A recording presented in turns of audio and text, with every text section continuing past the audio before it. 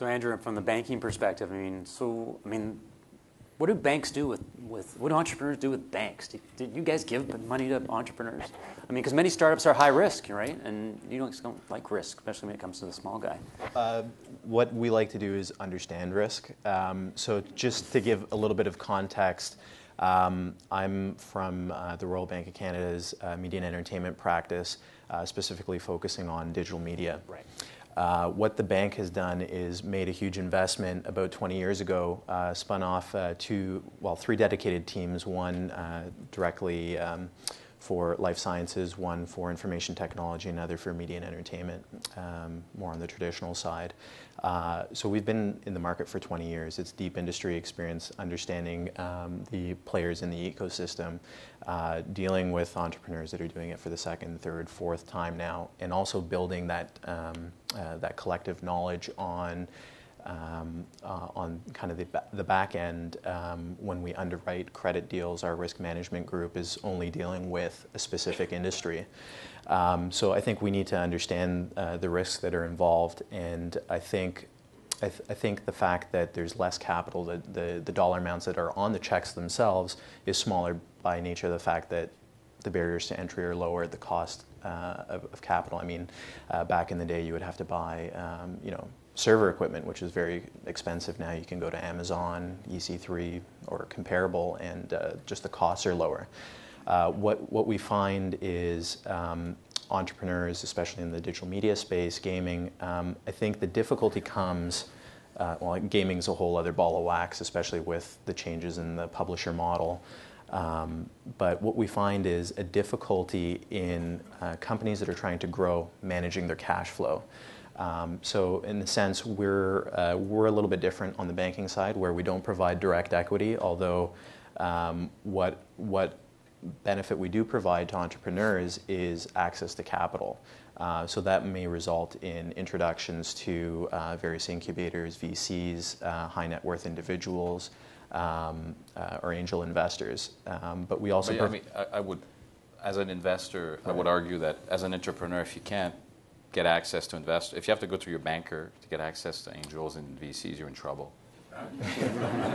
Yeah, well, what I would say is we're not the first money in. We wouldn't be doing that. What we're doing is to help finance growth a little later in the stages, whether that be interim financing on government tax credits or leveraging other partners in the industry like EDC to backstop a large contract. Typically, what happens is if a company is experiencing high growth, it could be restricted from a capital perspective to like everyone's chasing after a large contract, but when they land it, you kind of don't know what to do.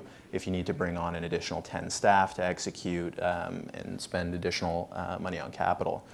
So those are instances when the bank can step forward with partners and help put financing in place. But what about helping small business? I mean, shouldn't the banks be more involved in terms of helping entrepreneurs? Well, No. No.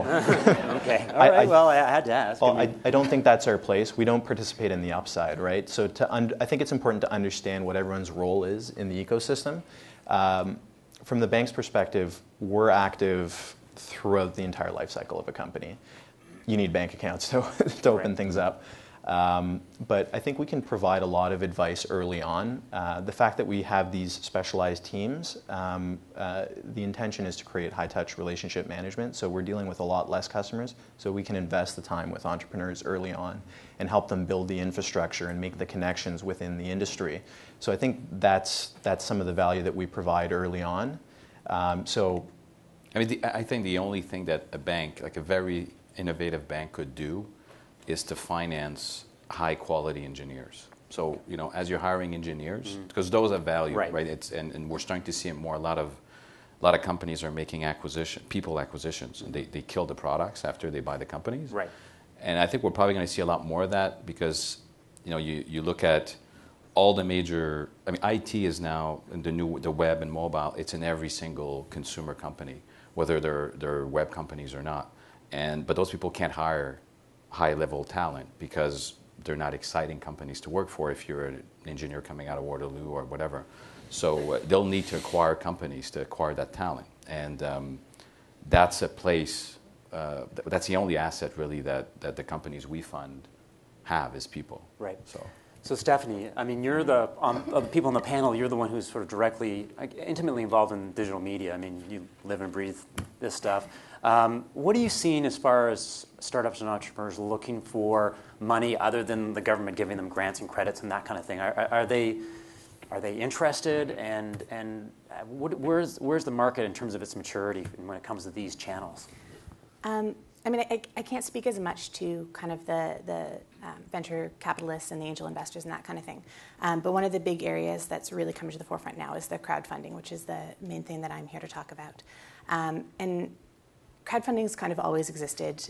Certainly in my childhood, I remember watching Fawlty Towers on PBS, and they would have a pause in between, and they wouldn't put the next episode on until X number of people had called in and pledged. And that was crowdfunding in a really early stage. But what's changed recently is that there's a really defined format, a model in how it's being done. And that's really been led by Kickstarter in the United States. But there's a lot of different websites that are being used, different platforms. Can you explain what Kickstarter is? And, yeah. And they just made a major announcement. Maybe you can talk about that too. No, not your announcement. Their announcement. Okay. Oh, their announcement. Okay, you start and I'll finish. Okay. Uh-oh. It's been a busy week at the office. Okay. I've been working on that. Shutting down. The first thing I would say is that crowdfunding is not an investment. So with the model that's being used right now, you're not giving away any of your rights, you're not giving away ownership, you're not giving away creative control in this main model that's being used. So it's not an investment. So it's different from kind of everything else that's being talked about up here. The other thing is it's not actually a donation. You're not giving a charitable tax receipt in exchange for what you're getting. So what's happening is there's an exchange going on between an audience and a content creator. And so the way that it's being used right now is the exchange would be you support our project with X number of dollars, and for that number of dollars, you're going to get this incentive in return. So if I'm a documentary filmmaker, it might be that if you give me $20, then you're going to get a DVD copy of the film when it's done. If I'm a musician, then it might be if you give me $300, I'm going to come to your house and play a private concert for you and 20 of your friends. So you're giving something in exchange of an equal value for what you're getting. So that's kind of the main model that's happening. Kickstarter is kind of the biggest one right now. They're leading the charge, but they're difficult for Canadians because there's a barrier to entry for a lot of Canadians.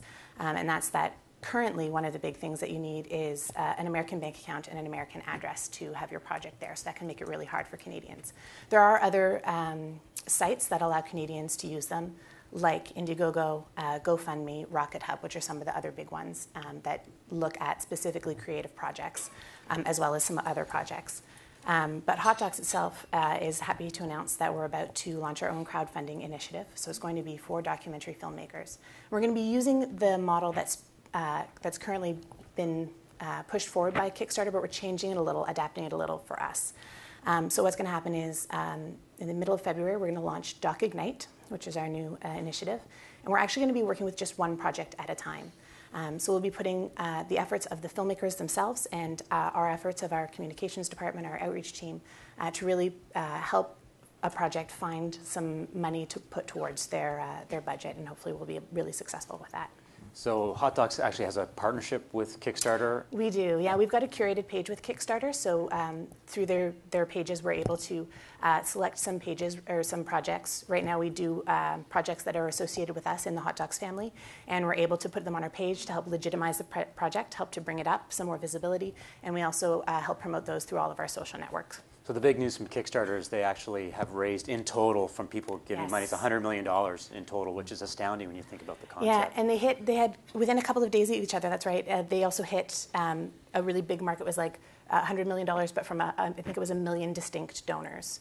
And they hit those two milestones within a couple of days. Okay, and they've only been around since the spring of 2009, so it's been a really rapid growth for them. So in concept, it sounds nice. I give you $20, you give me a DVD, or I get to go to a concert. But what are the downsides of crowdsourcing for investors or people looking for money?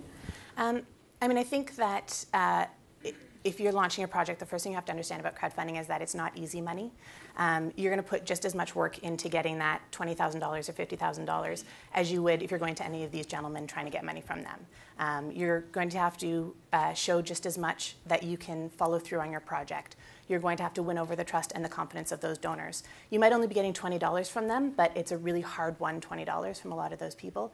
People are really careful about where they give their money, and they really want to see that you've crossed off all of those check marks that they have, that they really know that you're going to follow through. And a really big part of that is making sure you follow through.